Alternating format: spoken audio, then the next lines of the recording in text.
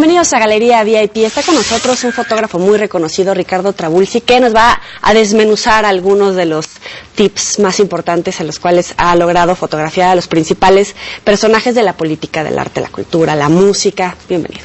Muchas gracias. Oye, ¿te parece si vamos viendo algunas fotografías para que nos digas cómo lograste de repente desenmascarar a un político para que llegue a posar para ti de una forma mucho más fresca que lo que generalmente vemos de ellos? Claro que sí. Cuéntame un poquito, ¿cuál es la experiencia que más te ha satisfecho hasta este momento?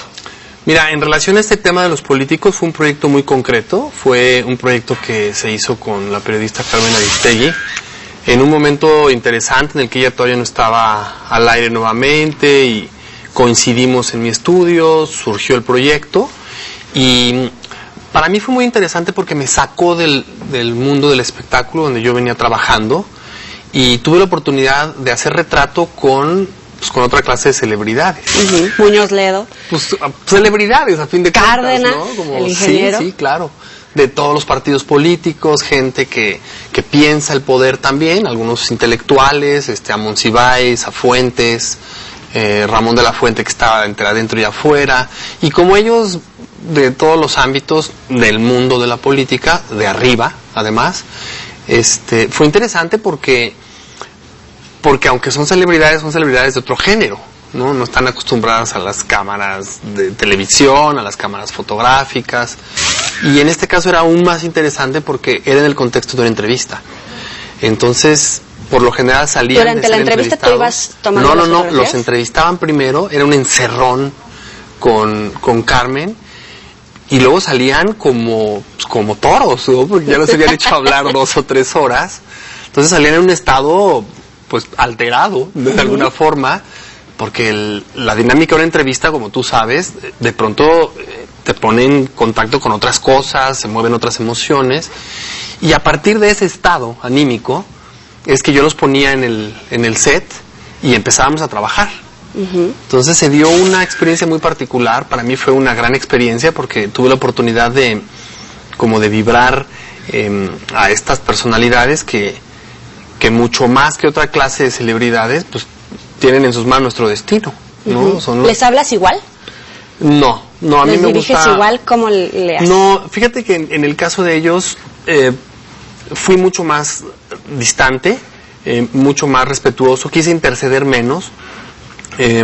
Ellos seguían hablando, yo les daba como pie a la conversación, y en medio de esa conversación es que yo disparaba. Entonces al final tienes como un rango muy grande de expresiones, de gestos, que te podría decir que entre una foto y otra hay 2 personas distintas, aunque sea el mismo. ¿Cómo logras retratar, porque es tu especialidad, un retrato, pero cómo logras retratar a un político que ya está en su papel de político, con poses estudiadas, con, no sé, 1000 cosas ya prehechas, preestablecidas, y que de repente tú llegas y le dices, oye, te voy a sacar una foto para sacarte de ese esquema? Claro, de entrada no le dices que lo vas a sacar, pero en mente lo tienes. Interactuando. O sea, yo pienso que con la interacción que hay, mira, una sesión fotográfica es un ritual. Es un ritual donde hay una luz, donde hay un fotógrafo y un fotografiado. Y los dos saben que hay un ritual ahí en medio. O sea, ninguno de los dos está siendo sorprendido. En ese sentido es un retrato muy riguroso porque yo tengo mis intenciones y también él tiene sus intenciones de cómo salir. Y a partir de esa dinámica es que lo que yo hago es interactuar con ellos. Y en ese sentido hay un momento en el que se dejan llevar por la conversación y se olvidan de la pose. Y siento que es el momento en el que debo aprovechar para obtener una imagen donde haya más expresividad, donde se muestren un poquito cómo son. Por ejemplo, hay una foto de Vicente Fox que sale sonriente. A él nunca le costó trabajo sonreír, sin embargo, le quitas ese esquema y esa idea que tenemos ya preestablecida de un presidente o expresidente, ¿no? Incluso sale con otro tipo de vestuario, no en la formalidad a lo que nos tiene acostumbrados. ¿Cómo fue esta experiencia? Mira, bueno, Fox, yo creo que el Fox que presento se parece más al Fox que hizo campaña, no al presidente. O sea, en realidad yo siento que Fox conquistó a los mexicanos porque se burlaba del partido oficial, porque era irreverente, porque era chusco, porque pateaba los botes de basura donde estaban los letreros del partido opositor, se subía en una moto como Pedro Infante, ¿sabes? O sea, fue un desparpajo de campaña. Pero eso fue lo que nos encantó, que de pronto había una especie como de burla y rebeldía y como cuestionamiento al poder desde ahí. ¿Es dicharachero? Pues como lo estamos acostumbrados. Entonces siento que el retrato lo que refleja es eso. Refleja más al ranchero que al presidente trajeado.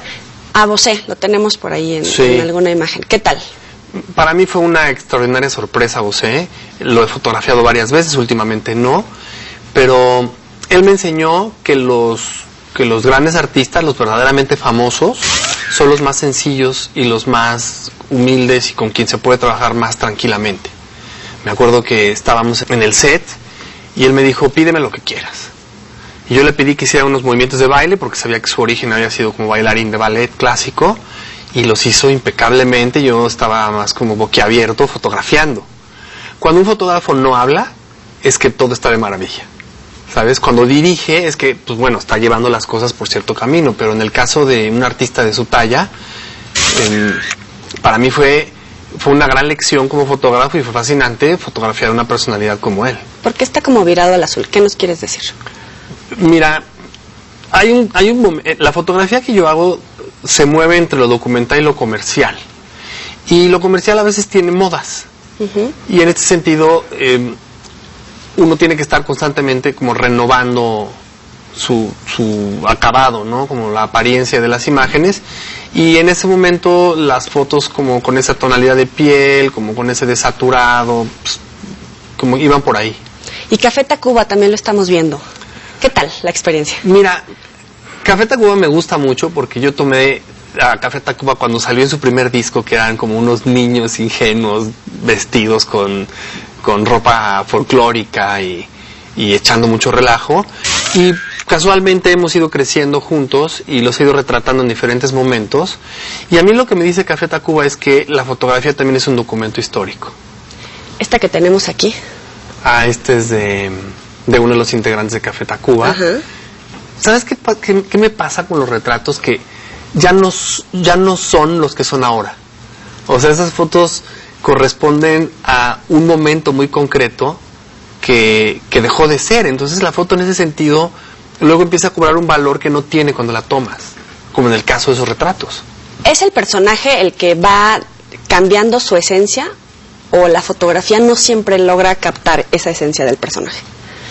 Mira, a mí lo que me pasa con la foto es que he ido descubriendo que la foto de alguna manera está muy relacionada con la vida, ¿no? Con el pasar de la vida.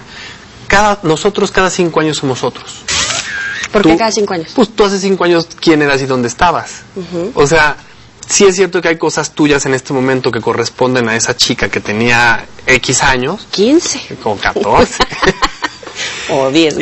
Pero date cuenta, y más o menos cada 5 años como que cambiamos de piel. ¿No? Entonces en ese sentido la foto a veces lo que hace es registrar a aquel que ya no es.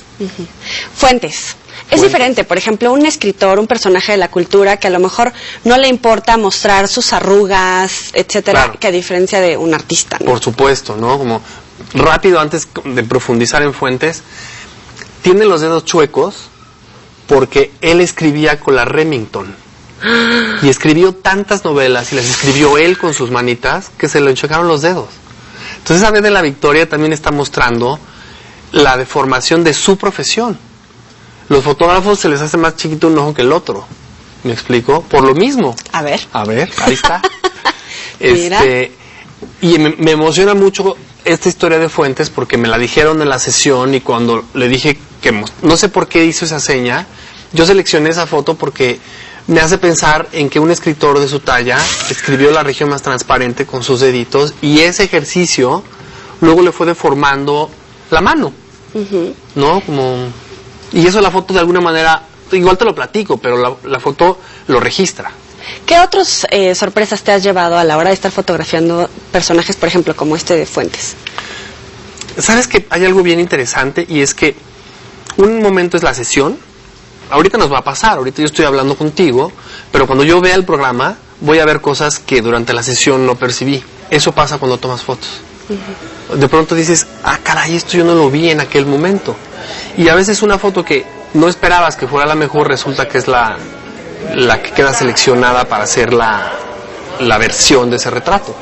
¿Qué es para ti la fotografía? Yo diría que así, entre muchas cosas, es un documento histórico. O sea, a partir de eso ya todo empieza a cobrar sentido. Piensa, por ejemplo, en Fuentes. Fuentes ya no está con nosotros. De los últimos retratos que se hicieron de Fuentes son estos. Mira, ella, por ejemplo, es una extraordinaria modelo que se llama Guadalupe Conichi. Está a punto de hacérsele un homenaje en televisión. Y es una modelo que aparentemente es desconocida, pero que entre los 70s y 80s fue una modelo exitosísima mexicana.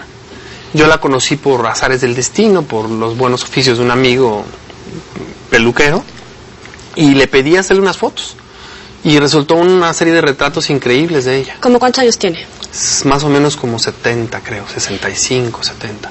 ¿Por qué, no sé si es a petición de los artistas o una propuesta tuya, por ejemplo, ella casi no se le ven arrugas? Arrugas, sí. A diferencia de Fuentes, por ejemplo. Eso es interesante porque la fotografía de pronto puede ser una fotografía puramente documental, es decir, es tomada y refiere un hecho concreto, una manifestación, un levantamiento, una acción concreta, un accidente, o puede tener una cualidad como de idealización. Toda la fotografía publicitaria, toda la fotografía de moda es una idealización, no es la realidad. Ninguna modelo es como aparece en las portadas, ¿me explico? Es decir, la fotografía tiene como una especie de esquizofrenia, ¿sabes? Tiene como varias personalidades. Hay una que refiere a lo documental, a los hechos reales, pero hay otra que se acerca más a la fantasía.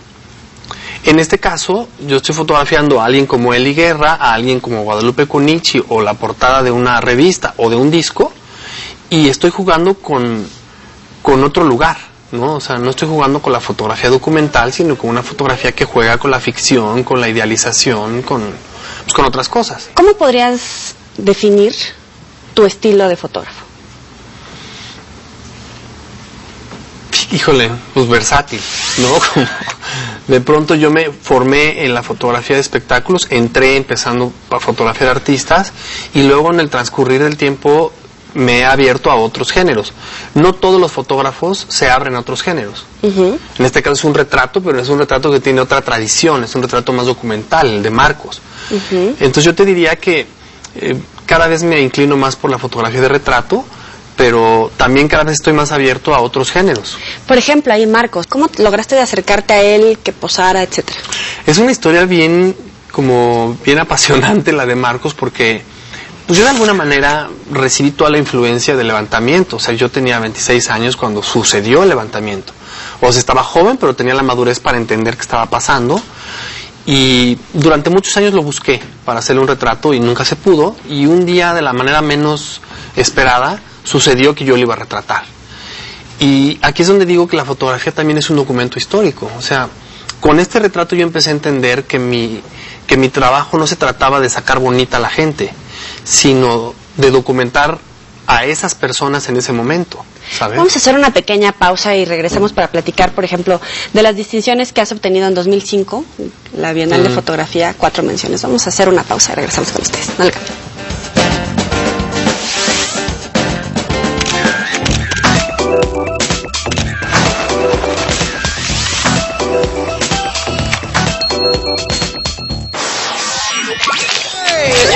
¿Cuenta que está como un loco? Pero es que cualquiera se pone loco creyendo que se ganó el lotería. Usted, a mí, no me hable así. Cuando pagan los números ganadores, hágase tu voluntad, así que la tierra como subo en el cielo. Martes 23 horas, todas las emociones. TVC se siente. Este martes no te pierdas Sazonarte porque vamos a hacer unos camarones acostados. También tenemos una hamburguesa de cordero con salsa de frutas y un mousse de frambuesa y plátano para diabéticos. Aquí en Sazonarte, donde la salud de tu familia es la cocina. Te espero. Es delicioso. TVC se siente. La hemorragia no para, doctor. Hay que poner otra unidad de salud. Pidan a cirugía que se apure, este caso no puede esperar. Pero respiratorio, está hipotenso, se nos está yendo. ¿De quién tú vas? No se puede entubar de espaldas. Sí, sí. Clave 1. Lunes a viernes, 12:30 horas. Todas las emociones. TVC se siente.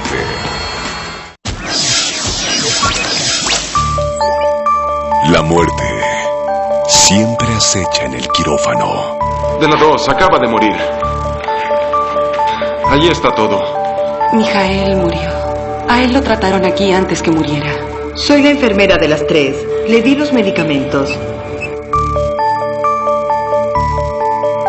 Voy a cerrar la estación. No es culpa mía que no sepan manejar las cosas. Videoclub Gourmet presenta Asesinos de Blanco. Miércoles, 15 horas. Todas las emociones. TVC se siente. Este martes, la mentira vuelve a separar a Juan Pablo y a Alma. ¡Vete! ¡Vete de mi casa! ¡Vete y no vuelvas más! ¡Te odio! ¡Eres el peor de los monstruos! Y Esteban sabe que ha triunfado. La mentira ya dio resultado. Ahora Alma despreciará más aún a Juan Pablo. Logramos lo que queríamos, primita. Alma Indomable. Martes 11:30 horas. Solo por TVC. Se siente. Las siguientes pruebas no son aptas para los que le temen a las alturas. Hemos llegado al último tramo del reto. Conoce al ganador del reto Explore Pepsi. Sí, domingo 22 horas solo por TVC y TVC Deportes. La imaginación es el cofre de tesoros para hacer cosas increíbles. Nosotros te ayudamos con los pequeños detalles. Espacio Creativo, lunes, martes y viernes, 14 horas. Todas las emociones. TVC se siente.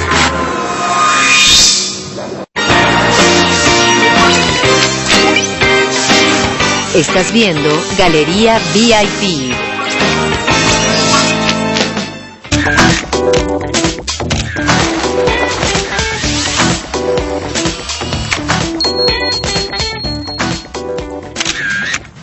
Continuamos en esta Galería VIP. Ricardo Trabulsi, ¿por qué haces todos tus retratos en blanco y negro? El color distrae.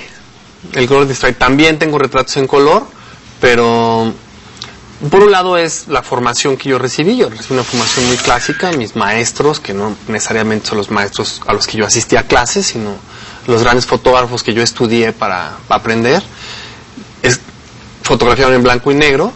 Y me gusta esa abstracción, o sea, esa ausencia de color te hace poner atención en otras cosas. Pero también es complicado, no cualquiera. Sí, tiene otro lenguaje, tiene un lenguaje distinto. Vamos a ver un proyecto muy especial para ti, ahí lo tenemos. Bocetos para un cómic.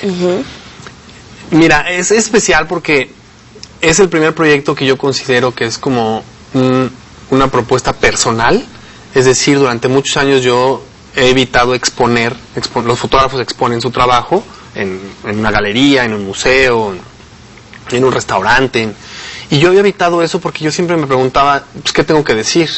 Y yo me respondía muy honestamente, pues no tengo nada que decir, nada importante, ¿no? Lo que hago es el trabajo comercial que hago y los retratos son para generar una imagen que luego tenga una presencia en medios y que se venda. Pero con el proyecto de bocetos descubrí que tenía algo que decir. Es una historieta. Son los bocetos de una historieta, se llama Bocetos para un cómic. Y es una serie de material de archivo que he ido haciendo a lo largo de mi ejercicio fotográfico personal. Y empecé como a escribir un copy, a escribir una pequeña historieta que en algún momento se convertirá en un cómic, pero que de momento son los bocetos para un cómic, que resulta que quedó ya como una pieza terminada. Y es una historia que tiene que ver con lo que está pasando en este momento en México y en el mundo. En esta imagen, por ejemplo, ¿qué hay que disfrutar? Mira, por un lado está la imagen misma, que es una imagen que tomé de un físico-culturista que cayó a mi estudio. Yo pedí fotografiarlo porque me interesa mucho la anatomía humana, masculina y femenina, pero en el contexto del cómic, esta foto representa la furia de un levantamiento, ¿no? Y yo encontré que de manera indirecta, un hombre fuerte con una musculatura y que tenga los puños apretados nos hablan de esa furia que se expande, ¿no? Entonces tiene que ver con otra historia. Y en esta, por ejemplo, es un personaje del cómic que logra huir con una piedra preciosa. Si no se les ve por completo el rostro. No, en algunos casos sí, en otros no. En este caso es un teléfono que es el fragmento de de una reunión que va a tener el grupo como de gente que vive la resistencia, ¿no? Es decir, tomo cosas que suceden en nuestra realidad cotidiana y las convierto en una historieta en donde la ficción, la fotografía y la realidad se mezclan. Y también tienes proyectos mucho más comerciales, coloridos, Sí, claro. Haces lucir bien a cualquiera. Ahí tenemos ya algunas. Sí, bueno, yo vivo de la fotografía comercial. Ojalá algún día querría yo dedicarme un poco más a la foto personal y que a través de eso yo pudiera pues, seguir sobreviviendo, pero bueno, pertenecemos a la clase trabajadora todos. Y mi foto comercial pues está mucho más enfocada a resolver necesidades como propias de quienes usan la fotografía para la publicidad, para la editorial, para la música. No es una foto mucho más cuidada, más cosmética. Oye, y hay algunas que sí te llegan a sorprender. Por ejemplo, esta sí es planeada, es en algún set. Hay algunas que parecen que están como volando. ¿Cómo logran esas fotografías? Mira, como ahora sí que todos los oficios tienen sus trucos. Tenemos el Photoshop como un recurso importante en estos momentos. Esta bailarina, que es una de las mejores bailarinas de México, Tania Pérez Salas, fue al estudio, hicimos una sesión con ella. Ella estaba en una base chiquita, pero una base, y después en postproducción, en Photoshop, borramos la base y la convertimos en una figura flotante. ¿Y la iluminación? La iluminación es parte del lenguaje fotográfico, ¿no? Como sirve para generar atmósferas, para como cubrir errores, para comunicar cosas. Tienes también a Salma Hayek. Salma, claro. ¿Con ella o con alguien más te has puesto nerviosillo? Cuando yo fotografié a Salma no era la Salma que es ahorita, ¿no? Que ya rebasó fronteras, que de alguna manera es como una embajadora de México en un sector, como en un lugar. En ese entonces estaba ella tan hermosa como ahora, pero estaba todavía en el ámbito mexicano, trabajaba en telenovelas y llegó al estudio como cualquier otra actriz del momento. Entonces, pues más allá de estar nervioso, fue gracioso que llegó y empezó a dirigir las luces, ¿no? Póngame esta luz más abajo y esta que me ilumine acá. Y me dio risa porque no era muy común, ¿no? Pero por otro lado... Pues, ¿y la dejaste? Sí, claro. Dije, bueno, pues ella sabe cómo sale mejor, ¿no? Yo vi el cuadro y dije, pues funciona, se ve bien, y dejémosla. Y luego, hablando con un maquillista, un buen amigo mutuo, decidimos que hiciéramos unos semidesnudos. Entonces hicimos una secuencia en donde estaba un colchón, unas sábanas y todo, y hicimos unas fotos que se veía la espalda descubierta. ¿Pero qué le dices? A ver, levanta un poquito más la pompi, mete la panza. Sí, ¿cómo claro, las vas dirigiendo? Guías, ¿no? De alguna manera están ellas en tus manos porque ellas no se ven. Y tú estás viendo a través del visor y con la experiencia que tienes, pues, las guías de tal forma que la foto final es una foto que se vean bonitas. Vamos a la historia de cómo te convertiste en este gran fotógrafo. Estabas muy joven. Mira, a mí me pasa algo muy chistoso, y es que alguna vez que estaba con mi esposa de viaje, nos encontramos una estatua de un señor que había sido gobernante de una ciudad. Y entonces mi reflexión fue, este hombre cuando vivió, todos los días se levantaba a trabajar y hacía su chamba. Y luego resulta que su chamba, los que siguieron, pues, se la celebraron y le hicieron una estatua. Lo de famoso es un asunto en el que yo no he tenido que ver, ¿sabes? Como yo tomo fotos y trato de tomarlas bien, y cada vez trato de que las fotos tengan un sentido más interesante. Y resulta que un poco la permanencia y la constancia es lo que van haciendo que el trabajo vaya agarrando forma y que otros lo vayan interpretando. Entonces, en ese sentido, yo llego a hacer mi chamba, ¿sabes? ¿Empezaste con Alberto Negrón? Alberto Negrón, sí, él sí fue mi maestro, pues mi maestro que me enseñó cómo se tomaban fotos. ¿Cuántos años tenías? 19. ¿Y qué habías estudiado previamente? Estaba estudiando comunicaciones en ese momento. Mi papá me dijo que me compraba una cámara, tomé un camión. Pero tú se la pediste si querías. Yo se la pedí. Y no había cámara. En ese entonces el tema con la importación y todo, pues, era un problemón. Entonces tomé un camión a Bronzeville en la noche, a Matamoros, crucé la frontera, compré mi cámara, me regresé y el domingo ya estaba de vuelta, ¿no? Y después de eso, un amigo mío me pide que, le pido que me conecte con el fotógrafo que hace las fotos de su salón y me conecte con Alberto Negrón. Y yo llego a pedir trabajo a Alberto Negrón, abre la puerta y me dice, agarra esas maletas y vámonos, ¿no? ¿Así? Así quedé contratado. Ajá. Y estuve 3 años trabajando como asistente, pintando el foro, recogiendo cables, recogiendo luces, barriendo, teniendo todo bien para que él tomara fotos. Y en ese proceso de 3 años, pues yo fui aprendiendo. Oye, y también fundaste la Academia de Artes Visuales, que tienes una beca por ahí también para llevar exposiciones al extranjero a tus estudiantes, la diriges. ¿De verdad te gusta este rollo de estar enseñando, la práctica, etcétera? Pues yo diría que es mi segunda vocación. ¿Sí? ¿De plano? Sí. La docencia me parece fascinante. El proceso de transmisión de conocimientos me parece increíble. Pienso que si dedicáramos más esfuerzo y más tiempo a ese proceso educativo, pues nuestro país en muy poco tiempo cambiaría de dirección, ¿sabes? Y yo creo que todos lo sabemos, además. ¿Cuál es el mejor tip que te han dado? Escuchar en vez de hablar. ¿Y a la hora de fotografiar, cómo lo aplicas? Poner atención, ¿no? Como este amigo que yo cada vez que hablo más de mi propia historia me doy cuenta de la importancia que ha tenido para mí, se llama Tomás Escárcega, es el mejor peluquero de México. Cuando yo era muy jovencito me dijo, mira, tú nada más fíjate cómo se visten, fíjate cómo hablan, fíjate cómo miran, fíjate en qué coche llegan, fíjate y aprende. Cuando tomo fotos, esto que te digo de escuchar se traduce en fijarse. ¿Y cuál es el mejor consejo que tú le das a tus estudiantes después de la experiencia y la trayectoria que ya tienes? Que se fijen. Que para llegar a alcanzar este lugar donde la gente te busca para que les tomes sus fotografías, no cualquiera. Como te decía hace un rato, yo creo que es producto de que me he mantenido en la misma profesión y de que en realidad trato de hacerla mejor. Pero ¿qué hay de las relaciones públicas, de acercarse a la gente adecuada, de ir formando de alguna manera una cadena de gente que te puede ir abriendo otras puertas? Fíjate que es bien interesante lo que dices, porque yo creo que en México, que es un país latino y un país donde el tema de las relaciones es importante, llama la atención esto, pero en mi caso personal no me encantan las relaciones públicas. No creas que soy como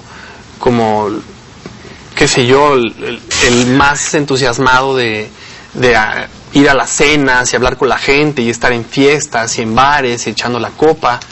Yo te diría que en mi caso más bien me he ocupado de no quedarle mal a la gente cuando me piden un trabajo, y yo pensaría que ese boca en boca es lo que me ha ido dando como pues, la presencia.